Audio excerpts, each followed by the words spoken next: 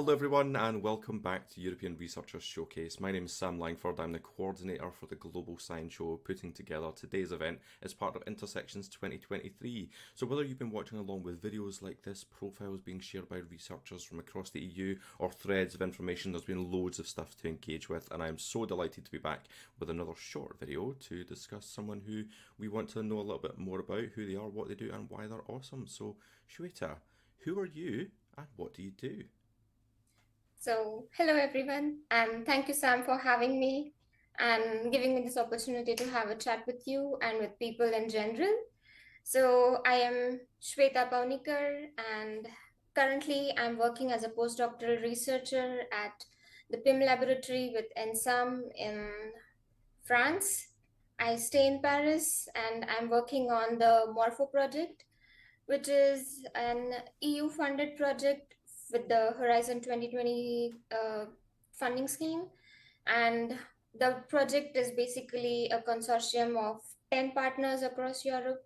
And they are looking at, in general, making multifunctional materials which are being used in a lot of aircraft parts these days to make them better, have them embedded with some kind of sensors so that you can monitor them during their manufacturing throughout their life, and then go on to having these um, assembly processes which can be controlled in a certain way so that you can have the best possible assembly, and then use uh, the parts which are disassembled, recycle them, and then try to use them for some other purposes, and then improve the manufacturing cycle, and the entire cycle goes on like that. So basically, the project is trying to develop some kind of life monitoring schemes for these structures, and go more towards better aviation and greener sustainable technologies. Yeah, so I was going to ask, is that then looking at better efficiency for aviation or sustainability or longer life, or is that a combination of all of these things? Yes, it's a combination of all these things in the long run. Like, each of the parts of the technologies can be used, and they go ahead and contribute in all these directions. So basically, if you look at um, the sensors which are kind of embedded on the structure uh, during the manufacturing process, so that helps you look at the manufacturing process in general, like automate it and have better efficiency towards that. Then when the kind of structure is in service, you can look at what is happening on that structure. So currently, if you look at the aviation market, a lot of the uh, finances which the airlines spend are on maintenance, repair, and overhaul. It's a $1 billion industry, and it is only pitted to grow over the next years. So if you have sensors which are already there on the structures, you can uh, have less maintenance schedules. Like, the schedules may not be as strict because you are getting data continuously, but this is not happening on an industrial scale right now. These are more like technologies which are being developed and still in kind of infancy stages. uh, I would say somewhere in between, not completely infancy stages, but somewhere in between. But yeah, a lot needs to be done in that direction. And the other part of the project is concerned with recycling of the composite materials. So a lot of these materials which you see on the structures, any structure for that matter, if you look at aircrafts, or if you look at the high end automobiles which are there, or a lot of wind turbines. So a lot of these structures are being made from composite materials these days, which are basically carbon fibers or glass fibers, which have very high strength, and then they are uh, being used with some kind of epoxy resins to create these kind of structures which are lightweight, but at the same time very sturdy, and they have a very high strength to weight ratio, and they can reduce the weight of the structures. So in general, if you look at these composite materials, what they lead to is reduction in weight, and that basically reduces the amount of fuel that you need to spend to carry the amount of load ahead. So in a way, that contributes towards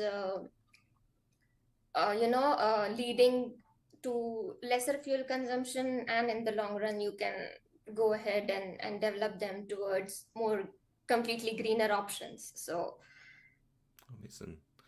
I wanted to come back and think about like the journey that you've been on to get to this job. What's your career trajectory been like? What's the journey been like? so basically, for me, I always wanted to be a researcher, and I always wanted to be in doing active research wherein I can develop technologies which can be useful for in general, like humans and specifically aerospace industries. So my fascination with aerospace has been childhood. It's a little cliched, but it's been since I was really really young. And then after completing my basic secondary higher secondary education, before I go to that, I am from India, and until now I have done all my education and my doctoral studies in India, and I have come to France only about 5 months ago. So uh, after my secondary education in India, I undertook mechanical engineering as my graduate degree. After that, I went on to do my master's with a little bit of research focusing on carbon nanotube reinforced composites in with one of the CSIR laboratories in India. So CSIR is like a organization in India which funds research in a lot of different areas, and they have these national level laboratories. So I did my master's there, and then after that I came to the Indian Institute of Science to do my doctorate. So basically, the Indian Institute of Science is one of the most premier research institutes in India, and we have a lot of people doing uh, a variety of different research, and then a lot of these people generally go to a lot of other places to carry forward their research, and the life trajectory from there is quite different. So from there I because I wanted to be in research, so doing a postdoc was a natural choice, and that's how I'm here now. And the Morpho project actually quite fit in very, like the project fit very very well with what I wanted to do. So I applied, I interviewed, and I'm here. Amazing. And just several months into being somewhere amazing like Paris, but what does an average day look like? Is there an average day for you? Yes, it's average, but still unique in its way. So average day will be for me, like I'm a morning person. I really like the quietness of the morning. So my day starts a little early than more probably rest of the people.